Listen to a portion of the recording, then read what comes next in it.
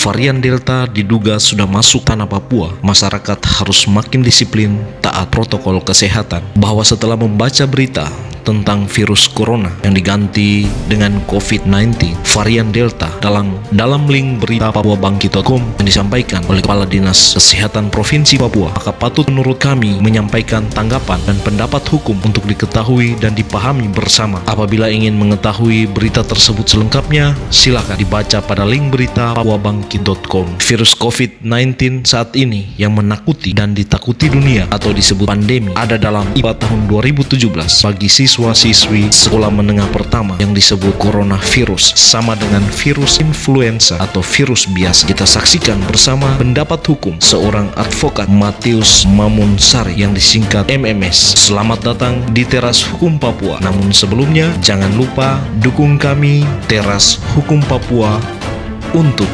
memberikan penjelasan pencerahan hukum di tanah Papua dengan cara like, comment, and subscribe, dan mari kita bagikan bersama-sama. Selamat menyaksikan.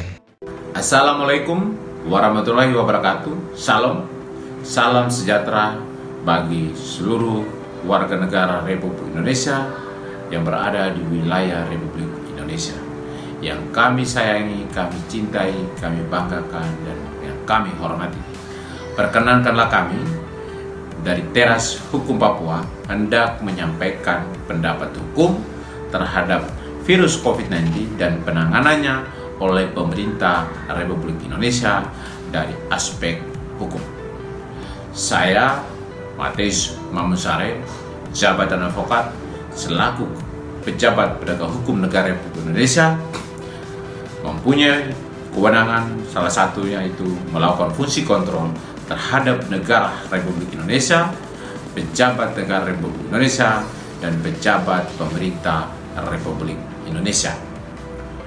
Kepada yang terhormat Presiden Republik Indonesia, Bapak Insinyur Joko Widodo, baik sebagai Kepala Negara Republik Indonesia dan sebagai Kepala Pemerintah Republik Indonesia. Dasar hukum kami antara lain Undang-Undang Dasar 1945, Undang-Undang Nomor 4 Tahun 1984 tentang wabah penyakit menular, Undang-Undang Nomor 36 Tahun 2009 tentang kesehatan, dan Undang-Undang Nomor 6 Tahun 2018 tentang kekarantinaan kesehatan. Apa yang kami sampaikan pada kesempatan ini bukan kami tidak mencintai Bapak Presiden Republik Indonesia atau oknum-oknum tertentu, namun ini yang kami sampaikan karena apa yang kami alami, kami rasa sendiri, sehingga patut menurut hukum untuk kami sampaikan dan diketahui bersama. Pada kesempatan ini juga patut kami tegaskan terhadap prestasi yang dilakukan oleh Bapak Presiden Joko Widodo dalam masa jabatan hampir 2 periode, akan prestasi terhadap infrastruktur, sarana dan prasarana, pembangunan di hampir seluruh Indonesia. Kami angkat topi, salut dan bangga akan prestasi itu. Akan tetapi, dalam penanganan virus perlu kami menyampaikan kritik, saran dan pendapat hukum sesuai dengan keahlian yang ada pada kami. Sebelum kami menyampaikan pendapat hukum, patut kami menyampaikan histori atau sejarah terjadinya virus yang melanda dunia, bahkan yang kita alami saat ini di negara kita tercinta Republik Indonesia. Singkatnya, virus ini berasal dari negara Cina, yaitu tepatnya di wilayah Wuhan. Nah, sesuai dengan informasi melalui berita nasional dan internasional melalui media elektronik bahwa virus COVID-19 ini sengaja diciptakan oleh pemerintah Cina dengan tujuan untuk mengurangi populasi penduduk. Dengan informasi tersebut, PBB melalui bidang kesehatan yaitu WHO melakukan investigasi ke Wuhan, Cina, dan telah membentuk tim investigasi.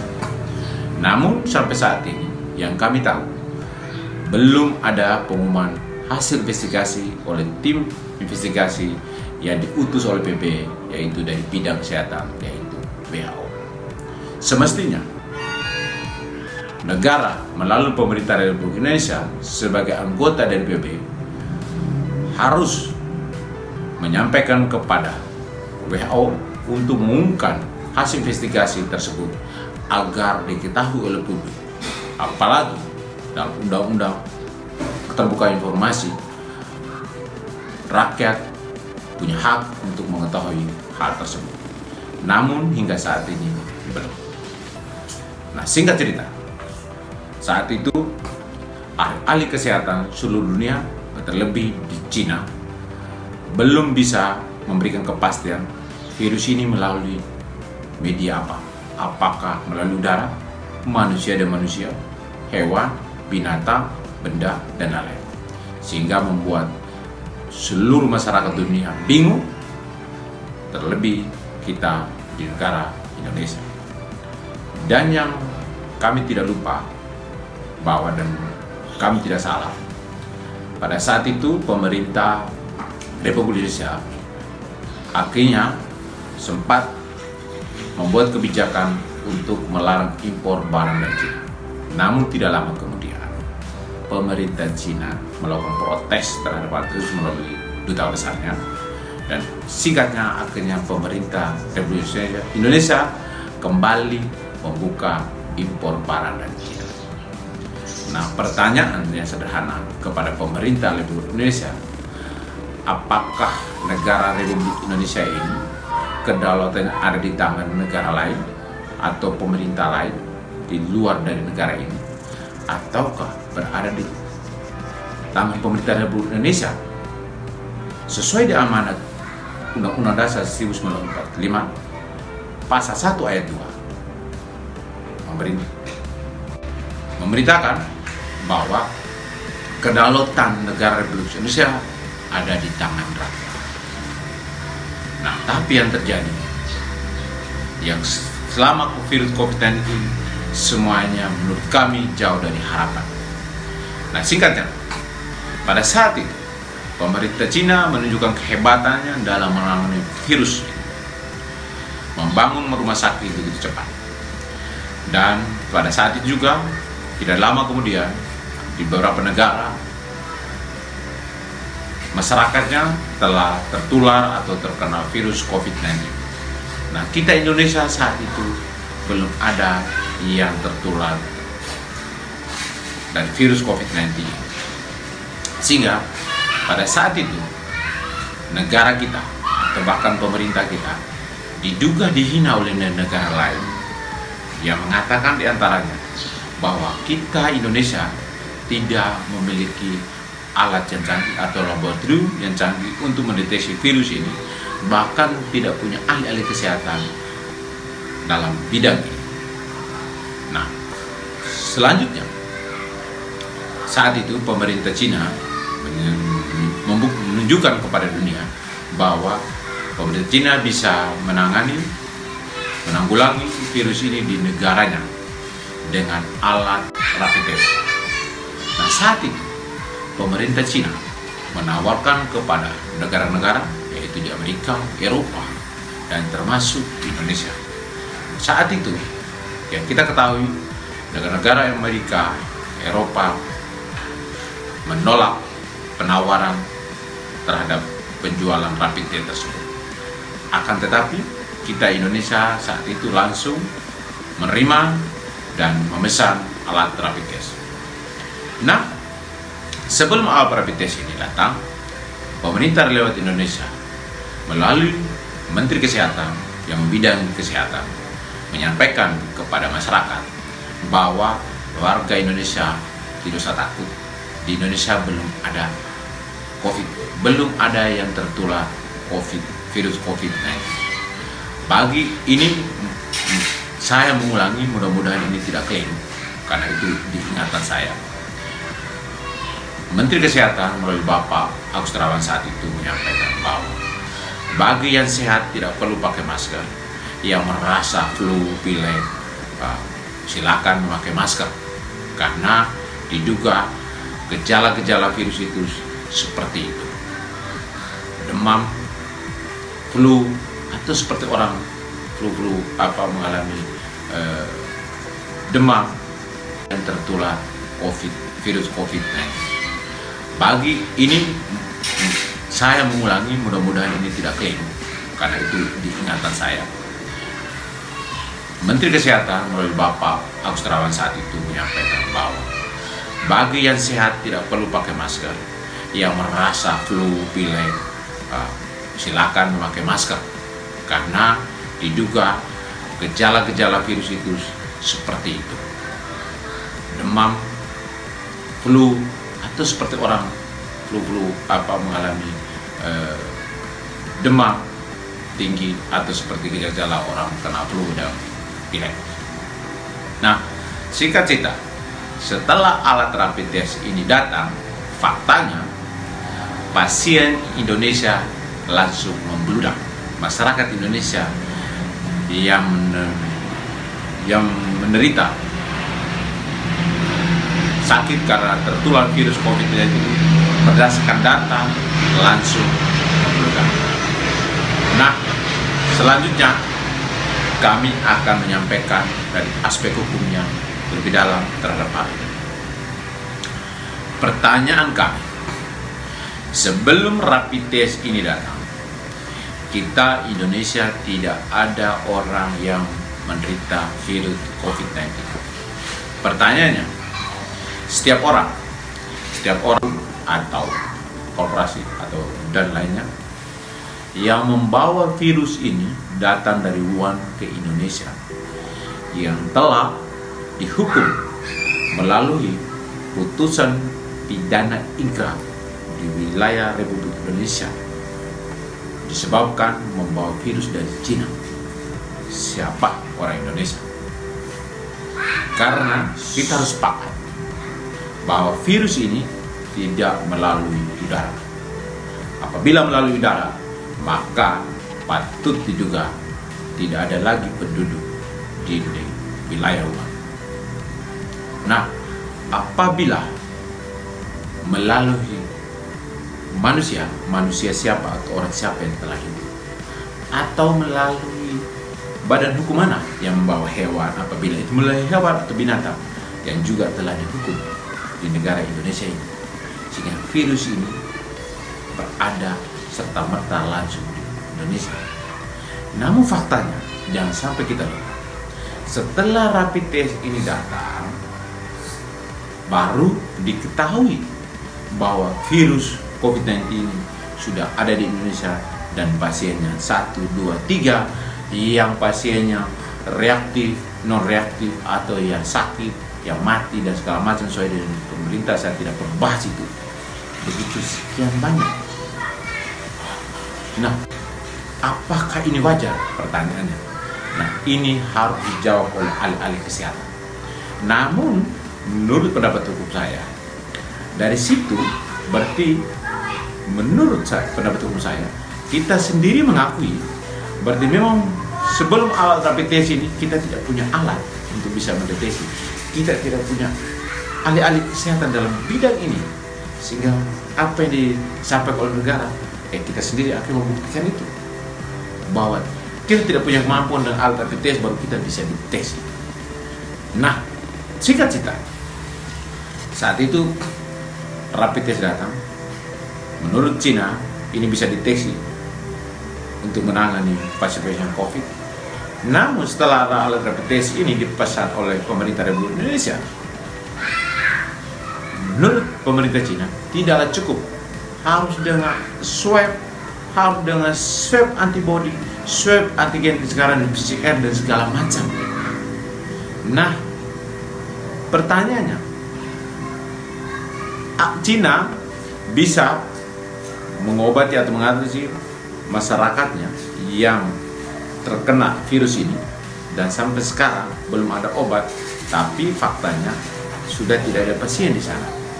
Nah, kenapa alat-alat ini kita pesan di Indonesia pasiennya tampak banyak, bukan berkurang? Nah, ada apa? Coba dijawab oleh ahli kesehatan. Ada apa di balik semua? Menurut saya berpikir secara rasional pun tidak masuk, apalagi logika awal dan apalagi logika hukum. Menurut saya sangat. Nah, selanjutnya dalam penanganan COVID, pemerintah Republik Indonesia acuannya adalah pada Undang-Undang Nomor 6 Tahun 2018. Nah, menurut saya disinilah letak kekeliruan atau kesalahan patut diduga sejak dibuatkanlah peraturan pelaksana pemerintah pelaksana Undang-Undang Kekarantinaan Kesehatan. Sebab di mana? Dalam Undang-Undang Kesehatan Nomor 6 Tahun 2016, perintahnya jelas pada pasal 1 angka 29. Coba dipelajari kembali, dibaca kembali substansinya.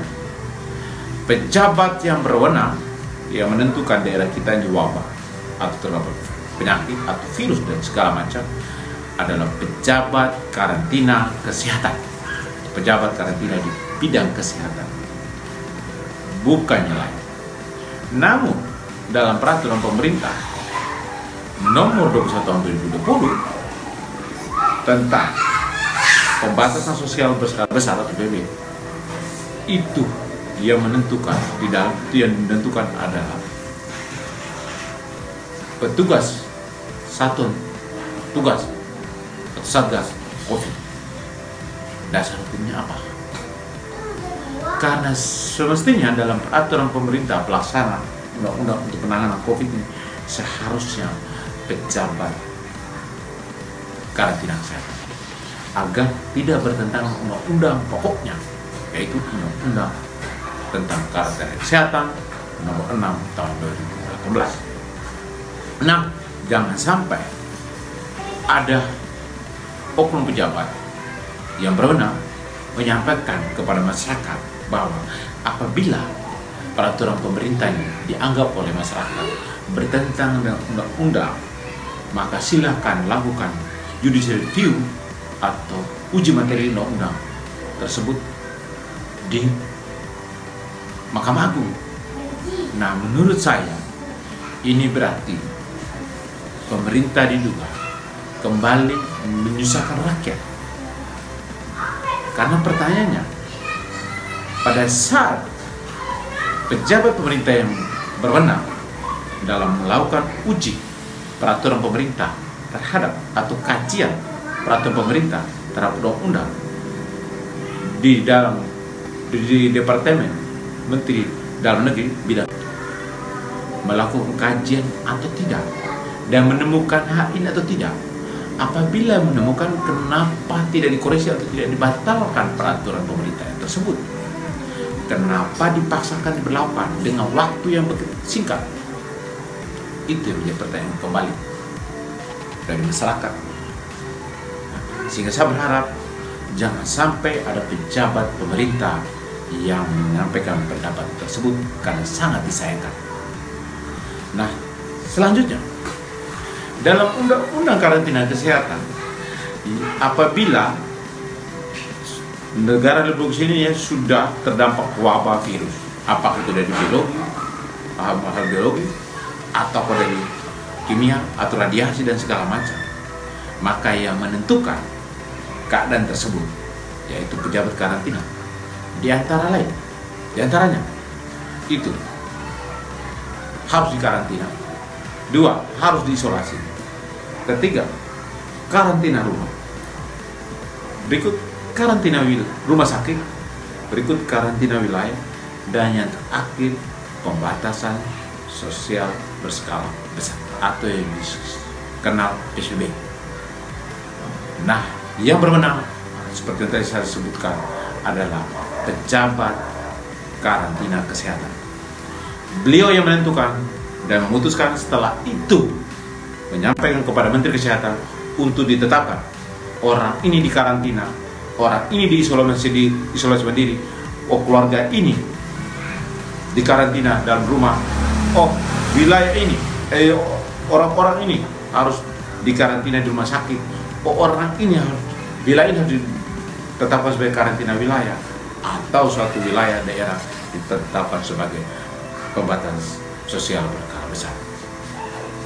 Bukan oleh pejabat pemerintah lain, yaitu Satuan Satgas COVID-19, bukan oleh gubernur, bukan oleh bupati, bukan oleh wali kota. Bupati, wali kota, gubernur yang memiliki kewenangan yaitu melapor ini kejadian di wilayahnya kepada pejabat pemerintah pusat, yaitu tadi pejabat karantina kesehatan, bukan kepada yang lain. Apalagi rekan-rekan ahli kesehatan, dokter-dokter yang menangani virus ini, saudara menurut hukum tidak punya hak dan tidak punya kewenangan untuk menyampaikan pendapat hukum kepada masyarakat, karena yang berwenang menurut hukum adalah pejabat karantina kesehatan. Anda silakan menyampaikan ini kepada pejabat karantina kesehatan, terus pejabat karantina ini yang menyampaikan kepada publik. Itu mekanisme dan proses hukumnya. Maka saya harap mulai saat ini saudara dokter Tita stop untuk memberikan pendapat tentang virus ini kepada publik, karena saudara dokter Tita tidak punya kewenangan menurut hukum. Nah, singkat cerita, terhadap penanganan ini menurut saya patut diduga telah melawan hukum. Karena apa yang terjadi? Berdasarkan pengalaman pribadi saya, virus ini awal dari tahun 2019, saat itu saya masih di Batam. Setelah itu tidak lama, saya juga berangkat dengan pesawat. Tadi yang pesawat harus dari Batam langsung ke Surabaya, langsung ke Kupang, dan selanjutnya saya langsung ke Larantuka, ke Flores dan lanjut ke Arnat. Tapi dalam perjalanan tiba-tiba ini langsung dialihkan ke Pontianak, setelah itu ke Surabaya, karena kejadian awal dan belum ada penetapan PSBB saat itu. Nah, saya sampai di daerah yang terjadi, kepala desa, bahkan camat, yaitu pembantu dari bupati, dan bupati juga, bahkan gubernur, seolah-olah yang kewenangan untuk menentukan daerahnya ini terkena virus atau wabah. Bukannya dilaporkan ke atas karena pemerintah pusat yang berwenang menurut undang-undang, tapi yang dilakukan apa yang selama ini yang kita alami? Hampir seluruh daerah, apakah itu pejabat pembantu atau pejabat publik, sepertinya memiliki kewenangan. Sehingga menurut saya ini kesalahan yang paling fatal, sehingga membuat masyarakat gelisah, membuat masyarakat risau, tidak memberikan kepastian, tidak memberikan jaminan kepada masyarakat. Nah, dalam Undang nomor 6 tahun 2015, apabila orang ini dikarantina, apabila orang ini diisolasi, apabila satu keluarga ini ditetapkan sebagai karantina rumah, apabila pasien-pasien ini tetap sebagai karantina di rumah sakit, apabila wilayah ini ditetapkan oleh pejabat karantina untuk karantina wilayah, bahkan PSBB, maka perintah yang jelas, pemerintah harus memberikan jaminan kehidupan terhadap pasien-pasien tersebut, bahkan sampai ke PSBB. Bukan hanya juga terhadap manusianya, hewan hidupnya juga harus dijamin kehidupan oleh pemerintah. Faktanya mana sampai sekarang? Nah, selanjutnya singkat cerita terhadap vaksin. Vaksin ini sebelum didatangkan dari Cina, yang ada 5 jenis, jangan sampai kita lupa, sudah terjadi kontroversi dalam rapat dengan pendapat dengan Menteri Kesehatan yang baru, yang menggantikan Pak. Dan saat itu Ibu Rika, anggota Komisi 9 kalau tidak salah, dari PDI Perjuangan, telah menantang ini. Jangan dia sudah mewanti-wanti sesuai kewenangannya, yaitu pejabat negara di bidang legislatif melakukan fungsi pengawasan kontrol terhadap pemerintah, yang sudah mewarnai jangan sampai pemerintah mendatangkan vaksin ini, dan jangan sampai kalau saya tidak salah pemerintah diduga melakukan bisnis terhadap rakyatnya, karena rakyat ini memiliki kedaulatan. Namun apa yang terjadi? Sekarang saudariku Ripka, pejabat negara di bidang logistik, di mana keberadaannya? Yang saya dengar informasi sudah diganti, tidak lagi di situ menurut ini dugaan informasi yang saya dapat. Singkat cerita, nah pemerintah ditawarkan oleh pemerintah Cina untuk membeli 5 vaksin ini. Nah, pertanyaan sederhana saja dari kami masyarakat. Kapan ahli-ahli kesehatan di negara Cina melakukan kajian, melakukan penelitian, melakukan pendalaman terhadap masyarakat seluruh wilayah Republik Indonesia bahwa dari vaksin ini yang diproduksi oleh Cina akan sesuai dengan tubuh, akan sesuai dengan kesehatan, dan akan menjamin kekebalan terhadap seluruh warga masyarakat Indonesia. Kapan itu ada penelitian? Yang saya tahu, jangka penelitian, sosialisasi dari pemerintah untuk ahli-ahli kesehatan dari Cina melakukan penelitian pun tidak ada. Kapan? Berikut. Atau pertanyaan, kapan ahli-ahli kesehatan atau pemerintah Cina bekerja sama dengan pemerintah Indonesia untuk menetapkan ahli kesehatan dari Cina yang bekerja sama dengan ahli kesehatan Indonesia melakukan penelitian, kajian dari bidang kesehatan terhadap seluruh masyarakat Indonesia supaya 5 jenis vaksin ini diberikan kepada masyarakat Indonesia dan tidak ada efek sampingnya dan tidak ada risiko kehidupan bagi mereka. Kapan? Sampai saat ini yang saya sendiri ketahui tidak ada. Nah, singkat cerita, patut juga kami pertanyakan, dari 5 vaksin ini dengan 5 jenis berbeda dan harganya pun berbeda. Dari 5 jenis ini, mana yang cocok untuk wilayah A, mana yang cocok untuk wilayah B, mana yang cocok untuk wilayah T? Karena dari 5 jenis vaksin diproduksi di Cina. Nah, Cina dari keadaan geografis negaranya saja sudah beda dengan kita. Dia daerah dingin, kita daerah tropis. Jelas tubuh kita dengan warga negara Cina sangatlah berbeda. Mungkin mereka diduga kulitnya tebal, oh kita tidak, kulit kita tipis karena hampir tiap hari kita terpapar dengan sinar matahari. Nah, berarti kekebalan tubuh kita pun pasti akan berbeda-beda.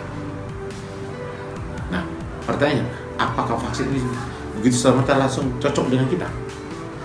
Mohon dijawab. Nah, selanjutnya, pemerintah Republik Indonesia mendatangkan virus dari Cina. Apa dasar hukumnya? Atau undang-undang mana yang mengatur dan sudah ditetapkan dan sudah disahkan baik oleh legislatif bersama dengan eksekutif dan telah masuk dalam lembar negara sehingga sah berlaku sebagai undang yang mengatur bahwa karena virus ini sudah menular begitu banyak di wilayah Indonesia sehingga 5 vaksin yang sudah datang dari Cina. Mana undang-undang? Sehingga akhirnya uang rakyat atau uang negara dipakai untuk beli vaksin ini dari Cina. Ataukah diduga ini karena lahan bisnis oleh kelompok-kelompok tertentu? Terus berikutnya, Bapak Presiden, saya warga negara Indonesia apabila berpergian dengan pesawat terbang, berpergian dengan kapal dan angkutan darat dan lain-lain, saya harus rapid test. Apabila tidak ada surat keterangan rapid test atau swab atau PCR segala macam, atau sekarang diduga dipaksakan harus ada sertifikat. Undang-undang mana yang mengatur apabila saya tidak memiliki itu atau tidak melakukan rapid test, saya tidak boleh naik pesawat, saya tidak boleh naik kapal, saya tidak boleh naik angkutan darat? Mana undang-undangnya? Ya. Kalau peraturan pemerintah harus rujukan kepada undang-undang, itu jelas sih rapinya. Jangan kita lupa itu. Sampai sekarang tidak ada.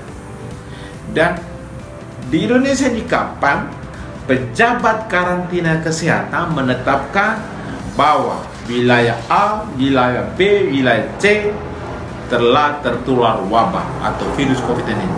Kapan? Sehingga itu dari rujukan ke atasnya untuk menentukan daerah ini atau menetapkan, atau Menteri Kesehatan berwenang untuk menetapkan ini atas persetujuan atau keputusan dari pejabat karantina kesehatan.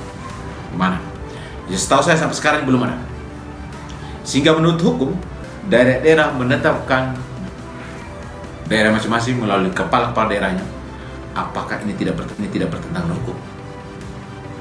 Nah, ini yang menurut saya kita salah kaprah di sini.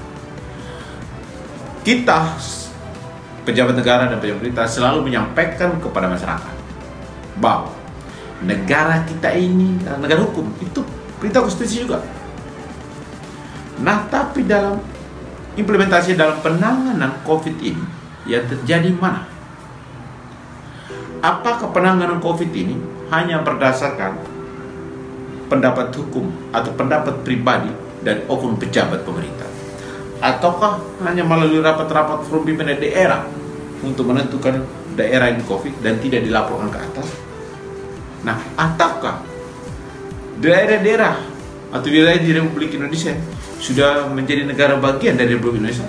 Ataukah negara kita ini masih negara kesatuan? Karena perintah undang-undang jelas yang menentukan daerah ABC itu tertular wabah adalah pejabat pemerintah pusat atau pemerintah pusat, yaitu pejabat karantina kesehatan. Setelah itu baru ditetapkan oleh Menteri Kesehatan. Jangan lagi kita berdebat di situ. Itu perintah undang-undang. Nah, terhadap undang-undang kesehatan, apabila saya divaksin, berarti saya berhak. Nah, itu pun dijamin oleh Undang-Undang Dasar 19 Konstitusi negara kita, bahwa hak asasi harus dijamin oleh negara, dilindungi oleh negara melalui pemerintah. Saya menerima atau tidak itu hak asasi saya. Kenapa seolah-olah saya juga dipaksakan harus vaksin? Nah, apabila saya tidak vaksin, tidak memiliki sertifikat vaksin, maka saya dalam pengurusan administrasi tidak bisa. Undang-undang mana yang mengatur tentang itu yang telah ditetapkan oleh legislatif dan eksekutif? Hai Ketua DPR, hai Ketua MPR, bagaimana dengan hal ini?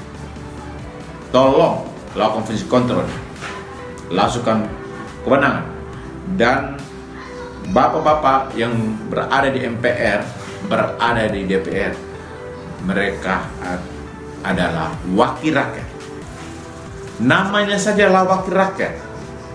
Berarti teman-teman dipilih oleh rakyat untuk menyuarakan hati rakyat, menyuarakan penderitaan rakyat. Berarti yang tuanya ada pada rakyat sesuai dengan amanat konstitusi pasal 1 ayat 2 kedaulatan ada tentang rakyat. Jangan kita putar balik. Nah, oleh sebab itu, menurut saya pun sejak dari tahun 2019, dari tahun 2020 berada di Flores dengan pengalaman pribadi terhadap keluarga kami yang mana anaknya ini didiagnosa demam berdarah hanya karena bapaknya itu dari Solo, padahal sudah dikarantina oleh pihak pemerintah selama 14 hari. Setelah itu sudah dinyatakan tidak tertular lagi. Anaknya demam berdarah dibawa ke salah satu rumah sakit di Flores Timur, dibiarkanlah di ruang isolasi bersama bapaknya, mamanya, tidak ditangani. Namanya saya demam berdarah, tidak lama kemudian meninggal. Nah, di situ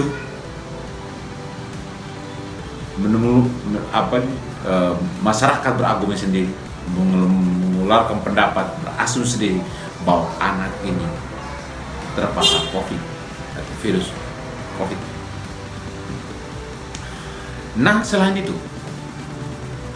bisa dicek salah satu kakak kami perempuan sakit, anak-anak juga ini banyak yang di bidang kesehatan.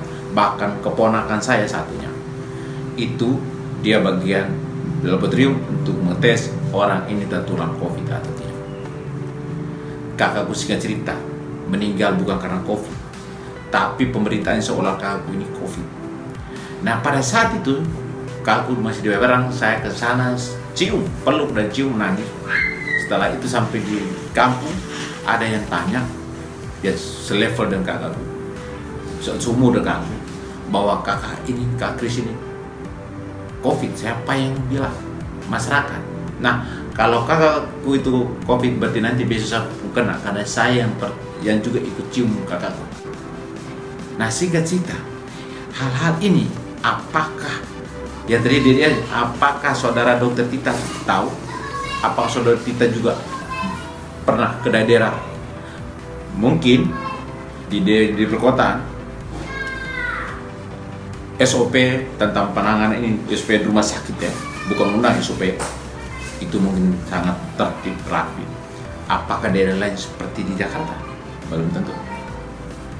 Nah selanjutnya, terhadap apa yang disampaikan Dr. Lois, saya bukan bermaksud membela Dr. Lois, tapi saya hanya berdasarkan keterangan dari Dr. Tita yang saya sempat nonton di TikTok akhir-akhir ini, menyatakan bahwa Dr. Lois ini sudah tidak lagi terdaftar di ID. Nah, berarti secara tidak langsung Dr. Tita mengakui bahwa Dr. Lois juga adalah seorang dokter, tapi sudah tidak terdaftar lagi atau terregistrasi lagi di ID. Nah, ID ini kan organisasi Dr. Tita, organisasi. Nah, setiap warga negara berhak untuk berkumpul, berhak untuk memberikan pendapat, berhak untuk memberikan pikiran, dan itu dijamin oleh undang-undang. Apabila Dr. Lois ini tidak terdaftar dokter ini, apa dia tidak serta-merta dia tidak lagi dokter? Mohon dijawab oleh Dr. Tita. Sehingga menurut pendapat hukum saya, apa yang disampaikan oleh Dr. Lois adalah warga negara Republik Indonesia dan dia adalah bidang ahli kesehatan di bidang kesehatan. Sehingga apa yang disampaikan menurut ilmu yang ada padanya, menurut keahlian yang ada padanya.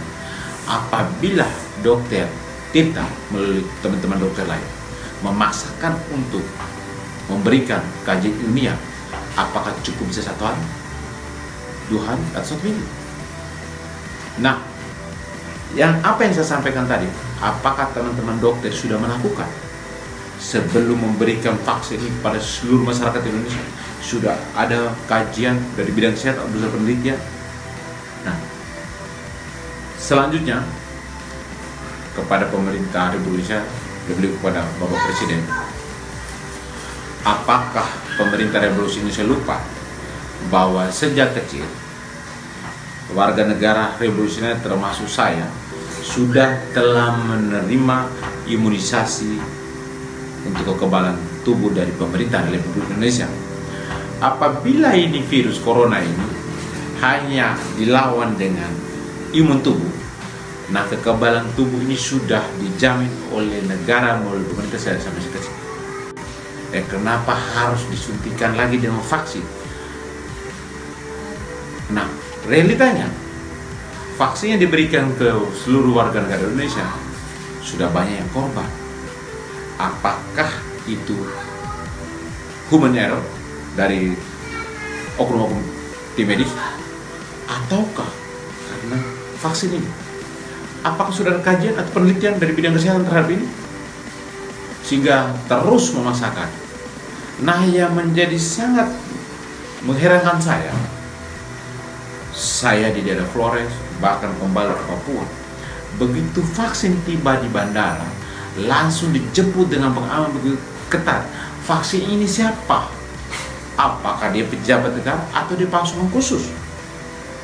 Sehingga pengaman begitu ketat. Dan juga di media-media saya sering menonton, ada oknum-oknum dokter menyatakan bahwa hati-hati, virus yang varian baru dari India dengan kekuatan yang begitu besar. Wah, menurut saya bahasa-bahasa ini yang menakuti rakyat. Sehingga yang menakuti rakyat ini siapa? Oknum-oknum tim kesehatan sendiri atau siapa? Kalau mau bilang dengan kekuatan yang begitu dahsyat, apakah virus ini memiliki pasukan khusus? Apakah virus ini punya senjata sehingga dengan kekuatan yang begitu dahsyat? Apakah teman-teman kesehatan ini tahu virus ini datang dengan kekuatan apa? Sampai sekarang kita tidak tahu virus ini bentuknya bagaimana, melalui apa sampai sekarang tidak jelas. Dulu katanya saya terkena virus, saya pegang benda mati, begitu orang pegang juga saya tertular. Kejang-kejang. Sekarang faktanya di media-media di seluruh Indonesia, orang baru rapid test katanya dulu itu belum tentu menentukan orang itu positif COVID tidak. Awal-awal.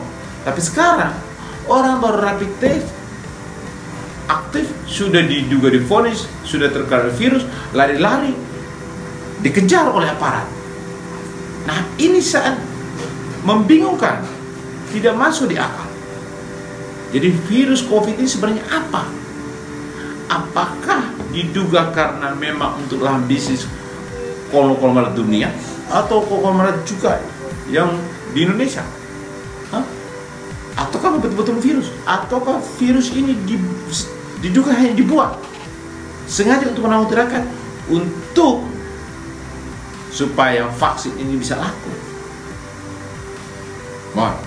Karena menurut saya penanganan terhadap COVID ini sudah banyak, menurut pendapat hukum, diduga sudah banyak melanggar hukum, melanggar peraturan perundang-undangan. Sehingga saya berharap kita semua kembali kepada hati nurani kita. Jangan sampai kita dengan kewenangannya memaksakan kehendak dengan melawan hukum dalam hal penanganan virus COVID-19, sehingga membuat masyarakat Indonesia gelisah, bingung, takut. Dan faktanya di daerah-daerah dengan orang dibatasi untuk kerja, perusahaan juga sudah banyak karyawan dirumahkan. Apakah pemerintah memberikan subsidi lewat perusahaan supaya dia tetap membayar hak karya sesuai dengan kontrak dan perjanjian, sesuai dengan hak yang sebelum ini COVID? Apakah dilakukan pemerintah? Saya rasa tidak. Dan ternyata banyak perusahaan, banyak hotel dan banyak tempat usaha sudah tutup, dan banyak yang menganggur. Dan ini dampaknya orang akan mengalami kelaparan di mana-mana karena tidak ada lagi pendapatan untuk kehidupan keluarganya. Nah, ini juga pasti diduga akan berpeluang kepada tindak pidana kriminal. Nah, ini berarti kita negara atau kita pemerintah diduga sengaja menciptakan wabah ini bagi rakyat selaku pemilik kedaulatan. Maka saya berharap kepada Bapak Presiden Republik Indonesia, Bapak Joko Widodo, dan pembantu-pembantunya yang berwenang, Menteri Kesehatan dan lain-lain, tolong lihat ini ke daerah. Tolong buat kajian mendalam, dan saya minta mohon segera dihentikan. Baik diduga memaksakan vaksin ini kepada seluruh masyarakat Indonesia karena belum ada dasar hukumnya. Itu yang perlu kau sampaikan. Terima kasih.